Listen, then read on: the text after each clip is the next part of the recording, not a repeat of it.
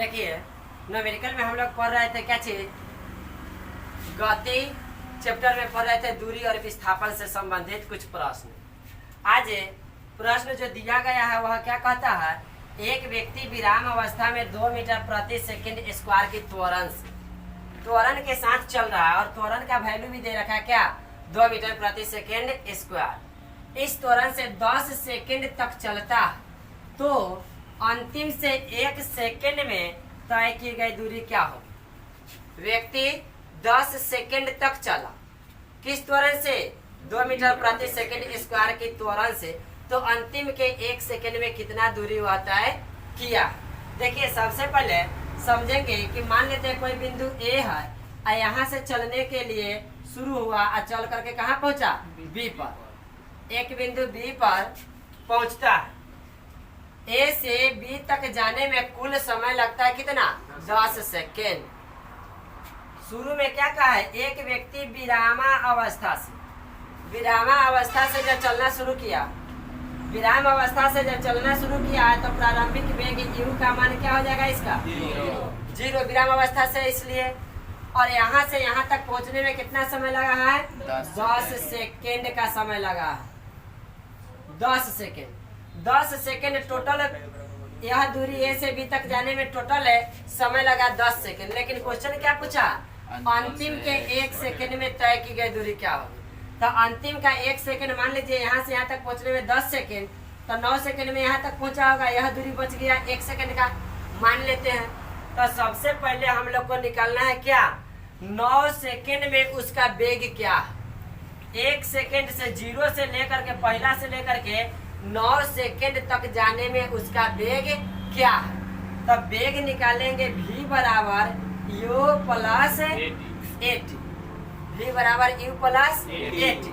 तब प्रारंभिक वेग क्या है, तो u का मान 0 प्लस a का मान क्वेश्चन में दे दिया कितना, 2 गुने t का मान क्या हो जाएगा, 10। t का मान 10 नहीं, यहाँ से लेके यहाँ तक 9 सेकंड तक नाम निकाल रहे हैं, तो 9, t का मान क्या होगा 9, तो 0 प्लस 9 दूना का है 18, तो कितना हो गया 18 मीटर प्रति सेकेंड। कहाँ का वेग, 9वें सेकेंड में उसका वेग क्या होगा वह निकाल रहा है। देखिए कोई भी गाड़ी हो, हम लोग बाइक चलाते हैं ना, बाइक जब स्टार्ट करते हैं और जब गाड़ी चलना शुरू होता है तो एक हाई स्पीड बनता है क्या, धीरे धीरे उसका एक्सीलेटर पकड़ते हैं ना, एक्सीलेटर पकड़ने के बाद उसमें धीरे धीरे वेग उसका बढ़ता है, वेग में परिवर्तन होता है। तो यहाँ वेग में परिवर्तन की दर देखा है कितना, 2 मीटर प्रति सेकेंड। प्रत्येक सेकेंड में 2 मीटर उसका वेग बढ़ता है। तो हम लोग देखें कि शुरू में तब वेग क्या था उसका 0, तो 10 सेकेंड में इतना दूरी तय करता है, तो 9वां सेकेंड तक वेग देख रहे हैं कि 9वें सेकेंड में उसका वेग क्या होगा। तो 9वें सेकेंड में वेग उसका क्या होगा, 18 मीटर प्रति सेकेंड। अब क्वेश्चन में चूंकि कहा है कि अंतिम के 1 सेकेंड में कितना दूरी तय करेगा, तो 9 सेकेंड में यहाँ आ गया ना, अब 10वां सेकेंड में यहाँ पहुंचेगा, तो यह दूरी निकालना है, यह दूरी कि यह 1 सेकेंड में कितना दूरी तय करेगा। तो बउआ 9वां सेकेंड में जब जिस समय हुआ था 9 सेकेंड, 9वें सेकेंड में उसका वेग कितना प्राप्त हुआ, किस वेग से 9वां सेकेंड पर है, 18 मीटर प्रति सेकेंड के वेग से यहाँ, और उसके बाद यहाँ इसी वेग से चल करके या यहाँ से यहाँ तक पहुँचता है। तो यह दूरी निकालना है। दूरी के लिए सूत्र हम सब जानते हैं क्या, s बराबर ut plus half eighty square, s बराबर ut plus half eighty square. अब u का वैल्यू अभी यहाँ से 9वां सेकेंड के बाद 10वें सेकेंड निकाल रहा है, आखिरी सेकेंड। तो इस सेकेंड में 9वें सेकेंड पर उसका वेग क्या था, 18 गुने यहाँ से यहाँ तक आने में कितना सेकेंड, 1 सेकेंड, प्लस 1/2 गुने a का वैल्यू क्वेश्चन में 2 गुने t का स्क्वायर, t का वैल्यू यहाँ से यहाँ तक जाने में कितना, 1 सेकेंड, तो 1 गुने 1, 2 से 2 कटेगा, 18 एकम 18 प्लस गुना होकर के क्या बनेगा 1, 19 मीटर। आखिरी के 1 सेकेंड में वह कितना दूरी तय करेगा, 19 मीटर। क्लियर, समझ में आया बुआ, छापो जल्दी से छापो। सेम क्वेश्चन दूसरा क्वेश्चन है, सेम क्वेश्चन दूसरा क्वेश्चन पहला क्वेश्चन की तरह सेम है। क्या कहता है, एक व्यक्ति विराम अवस्था से इस बार दिया है उसका त्वरण क्या 4 मीटर प्रति सेकंड स्क्वायर की त्वरण से कितना देर तक चलता है 10 सेकंड तक चलता है। तो अंतिम के 3 सेकंड में उस व्यक्ति द्वारा तय की गई दूरी क्या होगी। बुआ ध्यान दो, मान लो कि यह बिंदु ए है और एक बिंदु बी है और ए से बी तक जाने में कुल समय लगता है कितना 10 सेकंड का समय लगता है। अब इस 10 सेकंड में किस त्वरण से चल रहा है, त्वरण दे दिया है 4 मीटर प्रति सेकेंड स्क्वायर। तो क्वेश्चन क्या कहा, अंतिम के 3 सेकंड में तय की गई दूरी क्या होगी। तो मान लेते हैं 1 second 2 second 3 second 4 second 5 second 6 second 7 second और यहाँ से बच गया 8 9 10 3 सेकंड यहाँ से यहाँ तक का बच गया, यह बच गया 3 सेकंड। 3 सेकंड में तय की गई दूरी पूछ रहा है कि क्या होगा। तब हुआ सबसे पहले 3 सेकंड की दूरी निकालने के लिए 1वां सेकंड हो जाएगा 7वां सेकंड, 1वां सेकंड हो जाएगा 7वां सेकंड। तो 7वां सेकंड में हम वेग देखेंगे कि 7वां सेकंड पर उस व्यक्ति का वेग क्या है, 7वां सेकंड में उस वस्तु का वेग क्या है। तो वेग निकालेंगे v बराबर u प्लस 8। तो विराम अवस्था में था तो उसका वेग प्रारंभिक वेग 0, तो u का मान क्या हो जाएगा 0 प्लस a, इस बार a का मान दिया है 4 गुने t का मान 1 से 7 सेकंड तक, तो 7 तो कितना हो गया 28 मीटर प्रति सेकंड। देखिए 7वां सेकंड जहाँ पूरा उस समय उस व्यक्ति का वेग कितना है 28 मीटर प्रति सेकंड। अब इसी वेग से वह 3 सेकंड आगे भी चला तो इस 3 सेकंड में तय की गई दूरी क्या होगी। तो दूरी के लिए सूत्र लगाएंगे s बराबर ut plus half at square. तो यहाँ पर 7वां सेकंड से 10वां सेकंड तक जाना है, 7वां सेकंड में उसका वेग क्या है, वेग क्या है 28 मीटर प्रति सेकंड। तो u का मान हो जाएगा 28 गुने 7 से लेके 10 सेकंड तक पहुंचने में 3 सेकंड, तो 3 प्लस 1/2 गुने a का मान 4 गुने t का मान 3 के स्क्वायर हो जाएगा, 3 का स्क्वायर क्या हो जाएगा 9, 2 से कट गया कई बार में 2 बार में।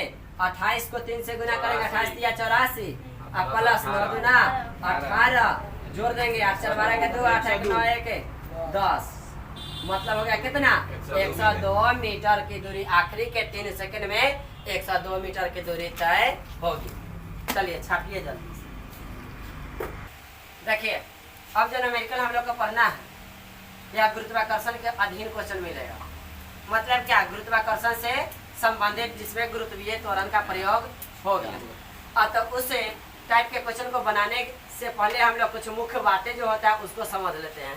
क्या कहा है, गुरुत्वाकर्षण के अधीन जब कोई वस्तु गति करेगी तो उसमें क्या क्या घटनाएं होगी। सबसे पहले देखिए नोट में आपको 4 मुख्य बातें बता दिया जाता है। क्या कहा है, गुरुत्वाकर्षण के अधीन जब कोई वस्तु, ध्यान देंगे, गुरुत्वाकर्षण के अधीन जब कोई वस्तु गति करेगी तो सबसे पहले क्या होगा, गुरुत्वाकर्षण में क्या होता है, गुरुत्वीय त्वरण उत्पन्न होता है।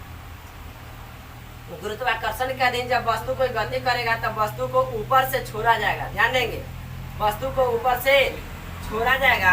तो इस तरह से जब छोड़ते हैं तो छोड़ने से पहले वस्तु की गति क्या होगी, विरामावस्था में। छोड़ने से पहले वस्तु की गति क्या है, विरामावस्था में। इसका प्रारंभिक वेग u क्या माना जाएगा 0। और जब छोड़ा जाए तो यह ऊपर से नीचे की तरफ गिर गया है, मुक्त रूप से गिरा है। तो गिरने के समय जैसे ऊपर से छोड़ा जाता है कोई वस्तु जब नीचे की तरफ गिरती है तो गिरने के समय प्रत्येक क्षण उसके वेग में वृद्धि होगी, वेग में वृद्धि होगी। और जो वेग में वृद्धि होगा वही क्या कहलाएगा, त्वरण। वस्तु में त्वरण उत्पन्न होगा, त्वरित वेग से वह वस्तु ऊपर से नीचे की तरफ गिरे। देखिए जब किसी वस्तु को ऊपर से नीचे की ओर गिराया जाता है तो वस्तु हल्का हो या भारी हो, वस्तु हल्का हो या भारी हो, दोनों में एक समान त्वरण उत्पन्न होगा। और जो त्वरण उत्पन्न होता है उस त्वरण का मान क्या होता है 9.8 मीटर प्रति सेकेंड स्क्वायर। कभी कभी लगभग में ले लिया जाता है 10 मीटर प्रति सेकेंड स्क्वायर। त्वरण का मान क्या होगा? गुरुत्वीय त्वरण।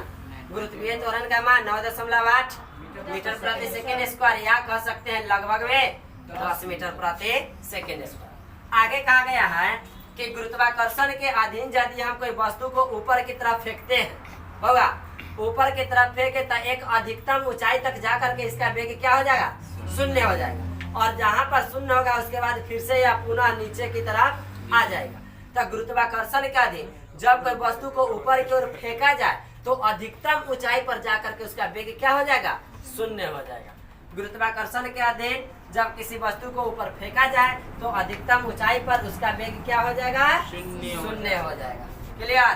दो बातें जानी। तीसरी बात है कि जब किसी वस्तु को अधिकतम ऊंचाई तक फेंका जाता है तो उसे ऊपर जाने में जितना समय लगता है ना, उतना ही समय उसे नीचे आने में लगता है। तो कभी कभी क्वेश्चन आएगा न्यूमेरिकल में कि एक वस्तु को 5 सेकंड में ऊपर फेंका जाता, तो कितने सेकंड बाद वह पृथ्वी पर आ जाएगा? 5 सेकंड। तो 5 सेकंड ऊपर जाने में 5 सेकंड, फिर उसे आने में 10 सेकंड बाद वह पुनः नीचे आ जाएगा। क्लियर? जब कोई वस्तु नीचे गिराई जाती है तो उसमें कौन सा त्वरण उत्पन्न होता है? धनात्मक त्वरण। नीचे गिरते समय वस्तु में उत्पन्न त्वरण धनात्मक होता है और ऊपर फेंकते समय वस्तु में उत्पन्न त्वरण ऋणात्मक होता है। ऋणात्मक त्वरण बोले तो जी का मान हो जाएगा क्या चीज? माइनस में 9.8। और धनात्मक त्वरण होगा उस स्थिति में जी का मान प्लस में हो जाएगा 9.8। तो कब धनात्मक होगा? जब वस्तु ऊपर से नीचे की तरफ आएगी, उस स्थिति में वस्तु में जो त्वरण उत्पन्न होगा वह धनात्मक होगा। और नीचे से ऊपर की तरफ फेंका जाएगा, वैसी स्थिति में उत्पन्न त्वरण होगा ऋणात्मक। तो यहाँ पर हम लोग मुख्य रूप से 4-5 बिंदुओं को देखे। इस बिंदुओं को जानने के बाद अब हम लोग को न्यूमेरिकल क्वेश्चन बनाने में सुविधा होगी। हाँ, 2 सूत्र और महत्वपूर्ण सूत्र देख लेते हैं। एक क्या है?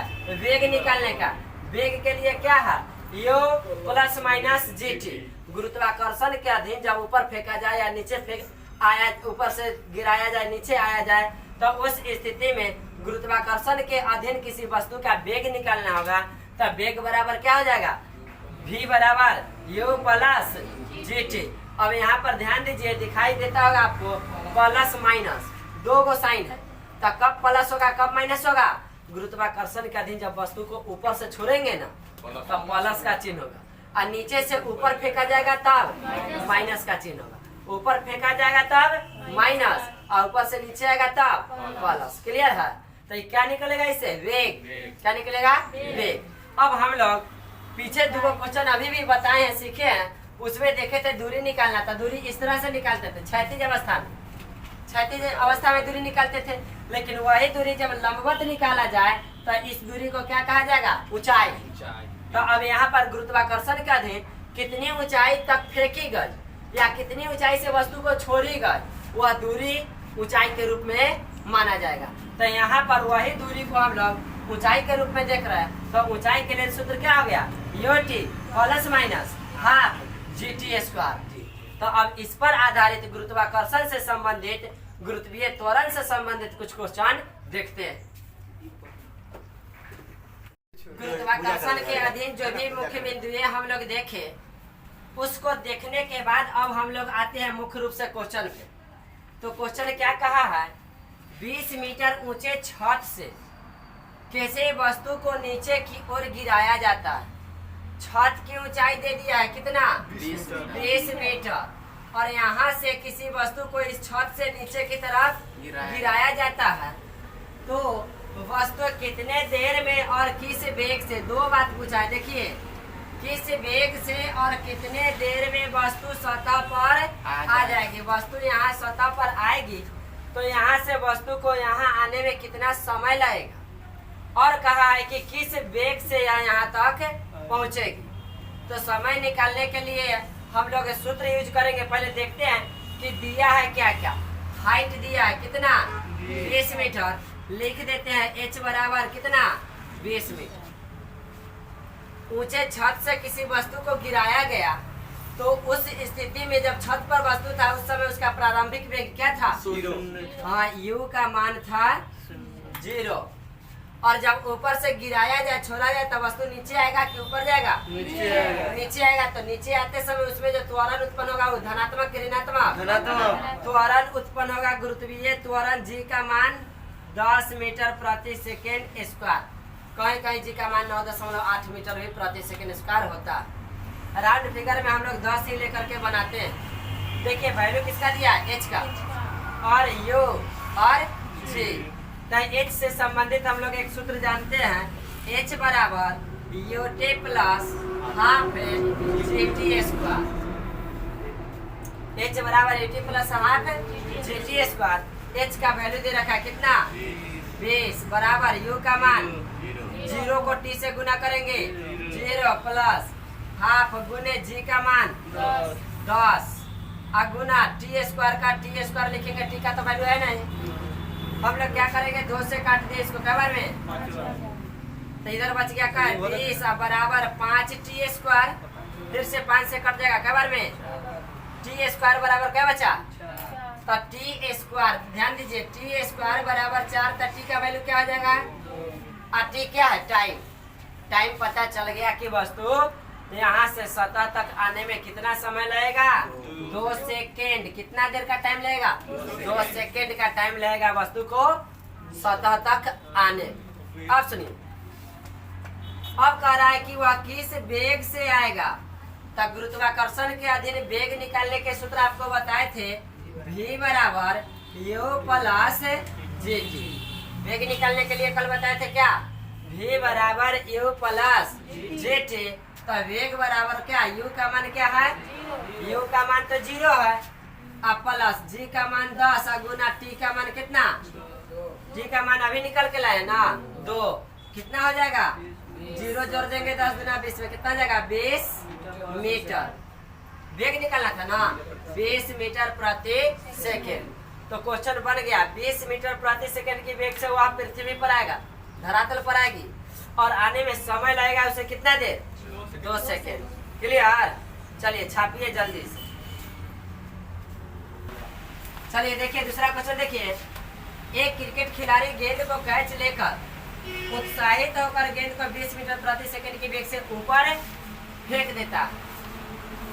कितने समय बाद गेंद को पुनः कैच पकड़ेगा? सुनिए, क्रिकेट खिलाड़ी कोई गेंद को कैच के रूप में पकड़ लिया और हाथ में पकड़ने के बाद उसे क्या किया? ऊपर फेंक दिया। तो ऊपर फेंका और दूसरे बार में फिर से वह गेंद उसके हाथ में आ गया। तब फेंकते समय वह फेंका, वह वेग उसका क्या दिया गया? 20 मीटर प्रति सेकेंड स्क्वायर।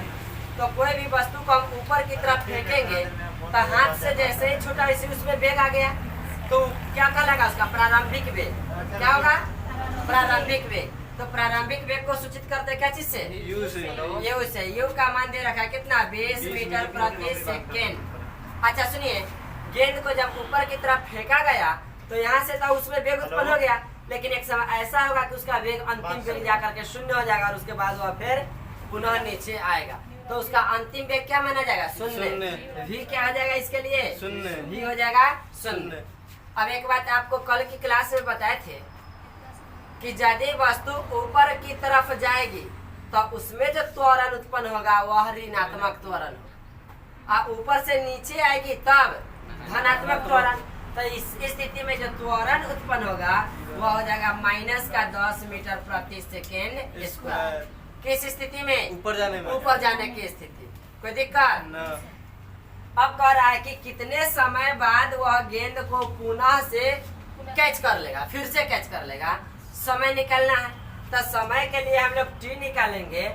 v का एक सूत्र जानते हैं, v बराबर यू, आप प्लस में जीटी जो बताया आपको, प्लस का जीटी, तो वह कब? जब वस्तु ऊपर से नीचे आती तब। वस्तु तो नीचे से ऊपर जा रही है तो ऋणात्मक त्वरण हो रहा है ना, तो इसलिए यहाँ पर हो जाएगा माइनस का जीटी। v बराबर यू माइनस जीटी। अब हम लोग क्या करेंगे? यहाँ पर v का वैल्यू क्या हो गया?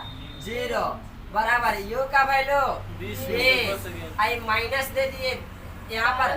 देखिए नहीं, वैसी बात नहीं, यहाँ आपको बताए थे कि ऊपर गया है इसलिए ऋणात्मक त्वरण उत्पन्न हुआ। अब यह वाला ऋणात्मक के कारण यहाँ माइनस आ जाता है, यहाँ माइनस लगा दिए तो फिर यहाँ माइनस नहीं लगाएंगे। यदि यहाँ माइनस लगाएंगे तो फिर यहाँ प्लस रहेगा, ताकि प्लस माइनस माइनस हो जाएगा। तो यहाँ माइनस नहीं लगाएंगे, यहीं पर सूत्र में माइनस लगा दिए तो क्या हो जाएगा, जी का मान 10 और गुना टी तो निकलना है, टी तो हम लोग को पता नहीं। अब देखिए 0 बराबर क्या हो गया, 0 बराबर का 20 है। अब माइनस में 10 गुना टी 10 टी। अब 10 टी तो माइनस में, इसको जब इधर ले आएंगे तो इधर आकर के प्लस में हो जाएगा ना 10 टी, बराबर को उधर क्या बचेगा 20। 10 दूना 20, टी बराबर हो गया कितना 2 सेकेंड। टी बराबर हो गया 2 सेकेंड। देखिए 2 सेकेंड का टाइम लगा कब, या 2 सेकेंड का टाइम कहाँ लगा, गेंद नीचे से ऊपर गया उसमें लगा टाइम 2 सेकेंड। कल आपको बताए थे कि गुरुत्वाकर्षण के अधीन यदि कोई वस्तु को नीचे से ऊपर की तरफ फेंका जाता है तो जितना टाइम उसे ऊपर जाने में लगता है उतना ही टाइम ऊपर से नीचे आने में लगता है। तो गेंद हाथ से छूट करके ऊपर गया 2 सेकेंड में, तो फिर ऊपर से हाथ तक आने में फिर उसे 2 सेकेंड का टाइम लगेगा। तो कहा कि पुनः कैच करने में उसे कितना समय लगेगा, तो हो जाएगा 2 + 2। गेंद को पुनः कैच करने में लगा समय, कैच करने में लगा समय क्या हो जाएगा, 2 + 2 बराबर 4 सेकेंड।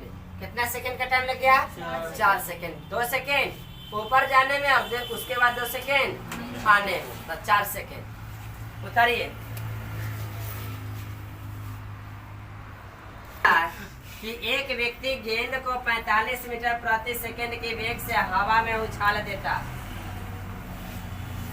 तो कितने समय बाद यह गेंद दोबारा कैच कर लेगा। सेम क्वेश्चन है कि नहीं, सेम क्वेश्चन है। यू का मान कितना दिया है 45 मीटर प्रति सेकंड। गेंद जब हवा में उछाला गया ऊपर की ओर तो अंतिम समय में उसका वेग क्या हो जाएगा, 0 हो जाएगा। और जब ऊपर की ओर उछाला है तो स्वाभाविक है कि त्वरण का मान जो उत्पन्न होगा वह ऋणात्मक होगा। तो हम लोग ले लेंगे 10 मीटर प्रति सेकेंड स्क्वायर, माइनस आएगा ना। अब वेग बराबर सूत्र क्या है, v बराबर u, अब प्लस का gt होता है, प्लस का gt होता है, लेकिन यहाँ पर त्वरण माइनस हुआ है इसलिए हम लोग यहाँ पर क्या कर लेंगे माइनस। तो u का मान क्या है, u का मान 45, अब v का मान 0, अब प्लस आई वाला माइनस त्वरण उत्पन्न हुआ था माइनस, g का मान 10 और गुना में t का t हो जाए। अब ध्यान दीजिए ये 10t जो गुना में है, 10t माइनस में है 10t। अब ये 10t को उठा करके इधर ले आएंगे तो प्लस में हो जाएगा 10t, अब बराबर का उधर क्या हो जाएगा 45। तो t बराबर क्या हो जाएगा, t बराबर हो जाएगा 45/10, बोले तो 4.5 सेकेंड। 4.5 सेकेंड में क्या हुआ, गेंद को उछाला गया था, गेंद ऊपर तक गई, फिर ऊपर से नीचे दोबारा कैच लेने में फिर से 4.5 सेकेंड का टाइम लगेगा। हाँ जोड़ देंगे। तो गेंद को दोबारा कैच करने में लगा समय, गेंद को दोबारा कैच करने में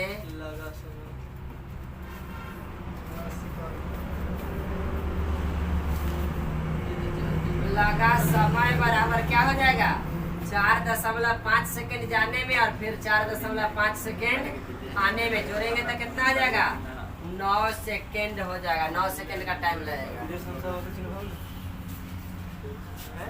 आगे का क्वेश्चन क्या कहा है, एक व्यक्ति किसी पत्थर को छत से नीचे की ओर गिराता है। पत्थर गिराया जाता है कहाँ से, छत से, ऊपर से नीचे की ओर। पत्थर 3 सेकेंड में सतह पर आ जाता है तो छत की ऊंचाई ज्ञात करें। देखिए जब भी ऊपर से गिराने की स्थिति कभी भी आएगी तो प्रारंभिक वेग हो जाएगा क्या चीज, जी। ऊपर से नीचे की तरफ गिरेगा, गुरुत्वीय त्वरण जी का मान प्लस में हो जाएगा कितना 10 मीटर प्रति सेकेंड स्क्वायर। टाइम दे ही रखा है, कितना देर में पत्थर नीचे आ जाता है, 3 सेकेंड में आ जाता है। तो अब निकालना क्या है, ऊंचाई। ऊंचाई के लिए आपको सूत्र बताए, h बराबर क्या, ut प्लस हाफ का gt स्क्वायर। अब हम लोग निकालेंगे u का मान 0 और गुना t करेंगे 0 हो जाएगा, ut खत्म 0 बन के, हाफ का हाफ गुना g का मान 10 और गुना t का मान कितना दिया है 3 सेकेंड। तो 3 का स्क्वायर होगा तो 3 गुने 3 होगा, 2 से कई बार में 5 बार में, 3 3 के 9 बचे 45 मीटर की ऊंचाई। सतह से छत की ऊंचाई कितना 45 मीटर। देखिए अगला क्वेश्चन बहुत अच्छा क्वेश्चन है। किसी छत से प्रत्येक 2 सेकंड के अंतराल पर पानी का बूंद नीचे टपकता। मान लीजिए यहाँ कोई छत है, यहाँ से पानी के बूंदे टपकता, यहाँ पर बूंदे है, पानी के बूंदे यहाँ से टपकता है, नीचे की तरफ आता है, यहाँ आ गया सतह पर। एक बूंदे टपक गया, जस्ट 2 सेकंड बाद दूसरा बूंद, फिर 2 सेकंड बाद तीसरा बूंद, फिर 2 सेकंड बाद चौथा बूंद। मतलब क्वेश्चन क्या कर रहा है, प्रत्येक 2 सेकंड के अंतराल पर पानी के बूंदे टपकता। यहाँ तक क्लियर है। आगे क्वेश्चन कहता है कि जिस समय तीसरा बूंद टपकने को तैयार है, एक बूंद टपक गया, दूसरा बूंद भी टपक गया, जिस समय तीसरा बूंद टपकने को तैयार है उस समय पहला बूंद सतह पर आ जाता। पहला बूंद सतह पर आता और तीसरा बूंद टपकने को तैयार है, तो दूसरा बूंद कहाँ रास्ता में है ना। देखिए एक बूंद यहाँ से जब टपका तो यहाँ पर आ गया यह सतह, तो यह जब तीसरा बूंद टपकने को तैयार है उस समय पहला बूंद सतह पर आ जाता है, मतलब दूसरा बूंद यहाँ पर होगा रास्ता में। अब प्रत्येक बूंद कितना समय अंतराल पर टपकता है 2 सेकंड पर, तो दूसरा बूंद यहाँ से जब यहाँ पहुंचा होगा, यहाँ से छोड़ दिया होगा, तो यहाँ से यहाँ तक आने में उसे 2 सेकंड का टाइम लगा होगा, तब ना तीसरा बूंद तो तैयार है। तीसरा बूंद तैयार है टपकने के लिए, दूसरा बूंद इस जगह को छोड़ करके यहाँ आगे, 2 सेकंड के बाद तीसरा बूंद भी तैयार है।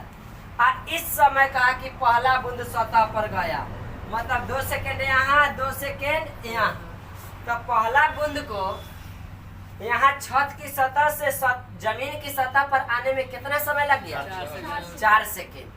मतलब प्रत्येक बूंद को यहाँ से यहाँ तक आने में 4 सेकंड का टाइम लगता होगा। जब पहला बूंद को 4 सेकंड लगा तो सब बूंद उतना ही ना दूरी तय कर रहा है, छत से जमीन की सतह तक की ऊंचाई बराबर है ना, तो पहला बूंद को 4 सेकंड लगा तो सभी बूंद को 4-4 सेकंड। यहाँ से क्या क्लियर हुआ, टाइम टाइम कितना हो गया 4 सेकंड।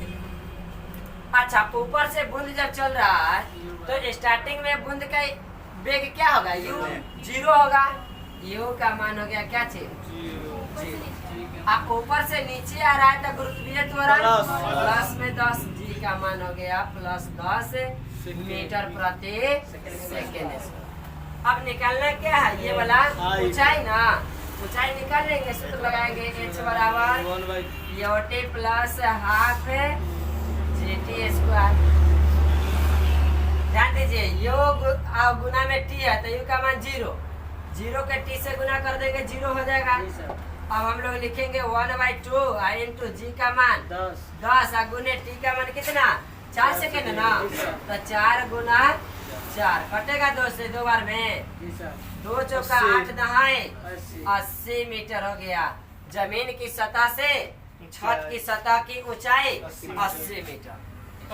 देखिए किसी गेंद को 5 मीटर प्रति सेकंड के वेग से गिराया जाता है, 5 मीटर प्रति सेकंड की वेग से और 19.6 मीटर ऊंची इमारत की छत से गिराई जाती है। ऊंचाई दे रखा, h का मान दे रखा है, h का मान कितना 19.6 मीटर और 5 मीटर प्रति सेकंड की वेग से गिराया जाता है,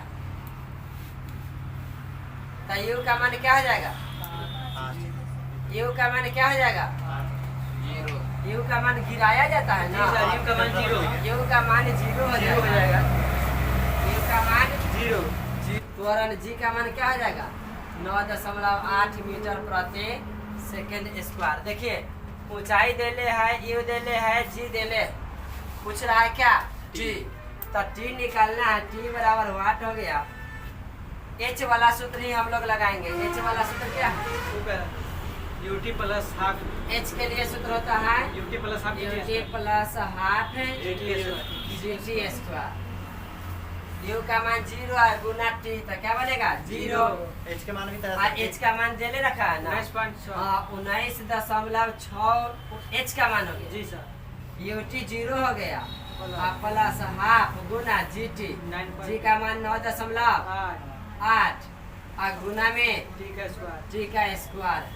अब ध्यान दीजिए ये 9.8 है जी सर। 9.8 से ये वाला कट गया कई बार में 2 बार में 2 बार में। और यहाँ पर बचा टी स्क्वायर बाई 2 और इधर 2 है 2 बराबर टी स्क्वायर बटा 2।